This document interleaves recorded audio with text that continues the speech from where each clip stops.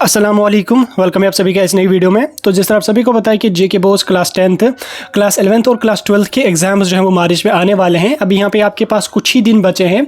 तो इसमें काफ़ी कैंडिडेट्स ऐसे हैं जिन्होंने अभी तक अपनी प्रिपरेशन शुरू नहीं की। अगर प्रिपरेशन शुरू भी की है तो किसी कैंडिडेट का याद नहीं हो रहा है, किसी की प्रिपरेशन जो है वो काफ़ी कम है, तो उसको लग रहा है मैं फेल हो जाऊँगा। तो यहाँ पर ये जो कुछ 10-15 दिन आपके पास बचे हैं, इनमें आप जो है वो कुछ ट्रिक्स, कुछ टिप्स को अगर फॉलो करोगे तो आप जो है वो ईजिली पास हो जाओगे, अच्छे नंबरों से आप पास हो जाओगे। जो ट्रिक्स, जो मैं टिप्स आपको इस वीडियो में बताने जा रहा हूं, उनको आप पूरा एंड तक देख लेना, बिल्कुल भी स्किप मत कर लेना। वीडियो का एक पार्ट भी स्किप मत कर लेना, काफ़ी इंपॉर्टेंट वीडियो आपके लिए रहने वाला है। पूरा एंड तक देख लेना। चैनल पे अगर आप नए आए तो सब्सक्राइब करके बेल आइकन को ऑल पे रख लेना, ताकि सारे अपडेट्स आपको मिल जाएंगे। और टेलीग्राम ग्रुप अगर आपने ज्वाइन नहीं किया है, उसकी भी लिंक आपको डिस्क्रिप्शन में मिल जाएगी, वो भी आप ज्वाइन कर सकते हैं। तो चलिए वीडियो को स्टार्ट कर लेते हैं। तो देखिए, प्रिपरेशन को शुरू करने से पहले आपने क्या काम कर लेना, अपना जो है वो सिलेबस निकालना है। चाहे आप क्लास 10th में हो, क्लास 11th में हो, क्लास 12th में हो, अपना सिलेबस निकाल के आपने चेक कर लेना है कि कौन कौन से मतलब सब्जेक्ट्स हैं। वो तो आपको पता है कि सब्जेक्ट्स में मुझे कितने कितने यूनिट्स हैं, ठीक। हर सब्जेक्ट का आपने चेक कर लेना है किस सब्जेक्ट में कितने यूनिट्स हैं, ठीक। सिलेबस आपने चेक कर लिया। उसके बाद आपने क्या काम कर लेना है, आपने देख लेना है कि मैंने जो है वो कितने चैप्टर्स इस सिलेबस से प्रिपेयर किए हैं। हर सब्जेक्ट का आपने देख लेना है किस सब्जेक्ट में मैंने कितने चैप्टर्स जो है, कितने यूनिट्स मैंने प्रिपेयर किए हैं, कितने मुझे रह जाते हैं, ठीक। जो आपने जो है वो देख लिया ये भी। उसके बाद अगर आपके पास लग रहा है कि मैक्सिमम यूनिट्स जो है वो मैंने प्रिपेयर नहीं किए हैं, काफ़ी सिलेबस मेरा अभी भी पेंडिंग है, तो आपने क्या काम कर लेना है, सिलेबस में आपने देख लेना है जिन जिन चैप्टर्स के, जिन जिन यूनिट्स के अच्छे मार्क्स हैं, ठीक। मतलब हाई मार्क्स वाले जो यूनिट्स हैं, आपने उनको टिक करना है, उनको सिलेक्ट कर लेना है, ठीक। उनको सिलेक्ट करके एक जो है वो सेपरेट पेज पे आप उनको नोट कर दीजिए, ये यूनिट है, इसके इतने मार्क्स हैं। जितने भी यूनिट हो जाते हैं वो अच्छे अच्छे मार्क्स वाले, लगभग आप 60% जो है वो यूनिट सिलेक्ट कर लीजिए। 60, अगर आपका सिलेबस कुछ भी तैयार नहीं तो 60% सिलेबस आप जो है वो वहाँ पे रख लीजिए, जिनमें अच्छे अच्छे मार्क्स हैं। वो आपको सिलेबस में ही पता चलेगा किस चैप्टर से कितने मार्क्स आपको आ जाएंगे। ये देखने के बाद आपने उन जो important chapters in the sense के जिनके मार्क्स ज़्यादा हैं, वो आपने नोट कर लिए एक जगह। उसके बाद आपने क्या काम कर लेना, जिन यूनिट्स के हाई मार्क्स हैं जो आपने नोट कर लिए, आपको पहले उन्हीं यूनिट्स को प्रिपेयर करना, ठीक। क्योंकि जिनके मार्क्स ज़्यादा हैं ऑब्वियसली उनके क्वेश्चंस भी आपको ज़्यादा आ जाएंगे। और आपने कोशिश करना है कि 40 मार्क्स आपने जो है वो अटेम्प्ट करने ही करने हैं, किसी भी हालत में। 40 मार्क्स जो है वो, अगर आपका 0 सिलेबस है तो 40 मार्क्स आपने किसी भी जो है वो हालत में आपने वहाँ पे नोट करके उन 40 मार्क्स या जितने भी इंपॉर्टेंट मतलब स्कोरिंग चैप्टर्स होंगे वो देख के आपने अपनी प्रिपरेशन को शुरू कर देना। अब प्रिपरेशन को किस तरह से शुरू करना है वो मैं आपको बता रहा हूँ। देखिए, अभी आपने कुछ भी पढ़ा नहीं है। अगर आप डायरेक्टली पढ़ने जाओगे, फॉर एग्जाम्पल अगर आप 10th में हो तो अभी आपने कोई भी सब्जेक्ट पढ़ा नहीं है, तो आप डायरेक्टली अगर मैथ्स या साइंस पढ़ना शुरू कर लोगे तो आपको वो समझ नहीं आ जाएगा। उसी तरह से अगर आप 11th-12th में हो, कोई ऐसा सब्जेक्ट आप लेते हो पहले, जैसे आप ले लोगे केमिस्ट्री लोगे या फिजिक्स लोगे या कोई और अकाउंटेंसी वगैरह लोगे, तो जो थोड़े से टफ सब्जेक्ट्स होते हैं तो वो आपको जो है वो समझ भी नहीं आएगा और पढ़ने में भी आपको मज़ा नहीं आएगा, ठीक। उससे क्या होगा, एक तो आपका टाइम भी वेस्ट हो जाएगा और उसके साथ साथ टाइम जो कम बचा है वो इजीली वेस्ट हो जाएगा, प्रिपेयर भी कुछ नहीं कर पाओगे।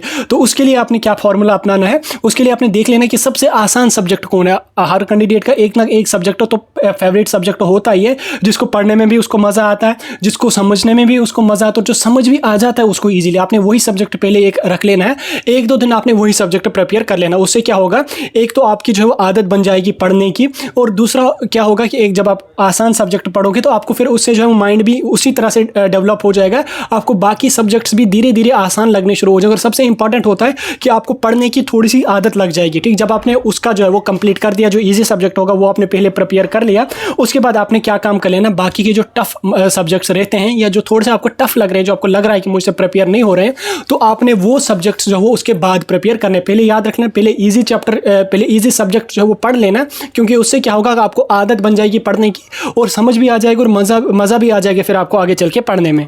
अब यहाँ तक तो आपको समझ आ गया कि आपने प्रिपरेशन अपनी किस तरह से शुरू करनी है, ठीक। यहाँ तक तो मैंने आपको पूरा फॉर्मूला समझा दिया। मैं यहाँ पे कोई भी ऐसी ट्रिक आपको नहीं बता रहा हूँ जो आपको जो है वो करके आपको 100 मार्क्स आ जाएंगे, ऐसा नहीं बता रहा हूँ। मैं आपको जनरल कॉमन सेंस के फार्मूलाज बता रहा हूँ जो अगर आप फॉलो करोगे अच्छे खासे आपको स्कोर आने वाला है।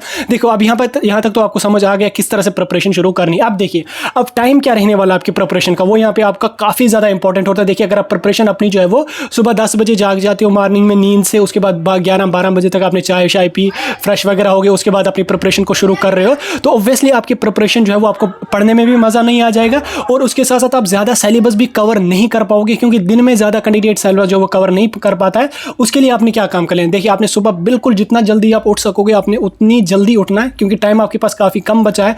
आप कोशिश करिए 4 बजे 5 बजे के आसपास उठने की, अगर उससे भी पहले हो जाए तो अच्छा, लेकिन 4-5 बजे के बीच में आपने जो है वो जाग जाना सुबह। उसके बाद आप अपने हिसाब से नमाज वगैरह जो कुछ भी आपने पढ़नी होगी वो पढ़ लीजिए, फ्रेश होके आपने जो है वो फिर पढ़ाई अपनी शुरू करनी है। कम से कम आपको जो है वो 4 या 5 बजे से लेकर 8 बजे तक 3-4 घंटे आपको लगातार पढ़ना है। उस टाइम आपने जो अपना फ़ोन को जो वो ऑफ करके रख लीजिए, कोई भी नोटिफिकेशन कोई भी कुछ भी आपने चेक नहीं करना। आपको जस्ट 8-9-8 बजे तक आपने कम से कम प्रिपरेशन जो है अपनी पढ़ाई करनी, क्योंकि जो 3 घंटे सुबह के होते हैं उनमें जितना आप पढ़ लोगे उतना आप दिन में जो है अगर 2 दिन भी पढ़ोगे तो भी उतना नहीं पढ़ोगे जितना आप सुबह के 3-4 घंटों में पढ़ लोगे। ठीक, 8 बजे तक कम से कम आप जो है 3 घंटे आपको सुबह पढ़ने हैं, और उसमें अगर आपका कोई टफ यूनिट है, कोई मतलब जो समझ नहीं आ रहा है, वो आप जो वो उसमें कर लो, वो आपको ईजिली समझ आ जाएगा, क्योंकि उस टाइम माइंड भी फ्रेश होता है और दिमाग भी उस टाइम खाली होता है, पढ़ने में भी उस टाइम मज़ा होता है। उसके बाद आप एक आधा घंटा जो है वो ब्रेक ले लीजिए, जिसमें आपको फ्रेश होना है, चाय वगैरह पीनी है, जो कुछ भी आपके बाहर चक्कर वक्कर लगा के आ गए तो वो आकर के आ गए। ठीक, 9-9:30 बजे तक आप वहाँ से आ गए, 9:30 के 9 बजे तक, 9 बजे से फिर आपको बैठना है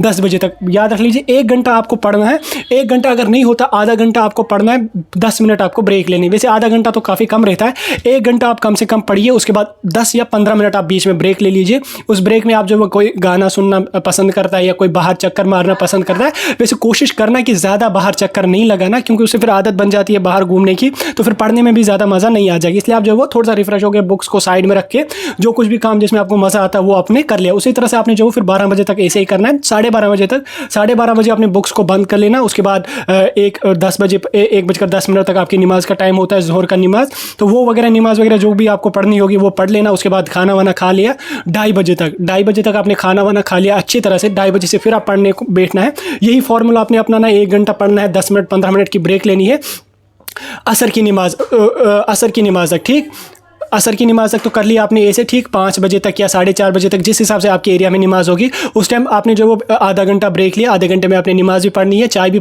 पीनी है। देन उसके बाद असर से लेके मगरिब तक आपने जो है वो कुछ भी नहीं पढ़ना, आप बिल्कुल ब्रेक ले लीजिए, फ्रेश हो जाइए। आप बाहर से चक्कर वगैरह जो भी आपको लगाना है वो आप लगा लीजिए आराम से। उसके बाद वहाँ से आके शाम को जो है वो 7-8 बजे से आपने जो फिर से पढ़ लेना है। अगर आप शाम के बाद 1 ही घंटा पढ़ लोगे ना, ठीक, शाम नमाज पढ़ के अगर आप 1 घंटा ही पढ़ लोगे तो वो भी आपके लिए काफ़ी है। देन उसके बाद आप जो है वो ईशा की नमाज पढ़ के आप जो है वो 9-9:30 बजे सो जाना। ठीक, क्योंकि अगर जब आप सुबह जल्दी उठोगे आपको जल्दी नींद भी आ जाएगी, तो कोशिश करना है आपको कि 9:30 बजे के आसपास सो जाना है। जब आप 9 बजे सो जाओगे आप सुबह ईजिली 4-4:30 बजे ईजिली जाग जाओगे। ठीक, ये फॉर्मूला 1-2 दिन आपको दिक्कत आ जाएगी, लेकिन उसके बाद आपको ये आदत बन जाएगी।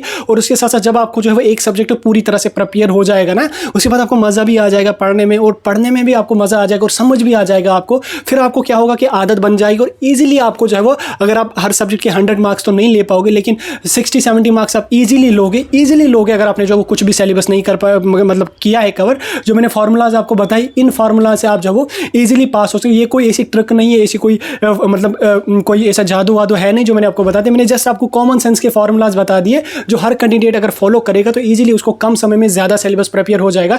आई होप जो मैंने आपको फार्मूलाज बता दिए, जो मैंने आपको जो है तरीका बता दिया प्रिपरेशन का, ये आपको कहीं ना कहीं हेल्पफुल आ जाएगा। अगर आपको लग रहा है कि हेल्पफुल आ जाएगा तो कमेंट सेक्शन में आप जरूर बता दीजिए, और आपकी क्या राय है इसके बारे में वो भी आप कमेंट सेक्शन में बता देना। और इस वीडियो को आप अपने फ्रेंड्स वगैरह के साथ भी शेयर कर लेना, काफ़ी इंपॉर्टेंट वीडियो है। और कोई कंफ्यूजन कोई भी डाउट होगा कमेंट सेक्शन में बता सकते हैं, या किसी और टॉपिक पे आपको वीडियो चाहिए तो भी आप कमेंट सेक्शन में बता सकते हैं।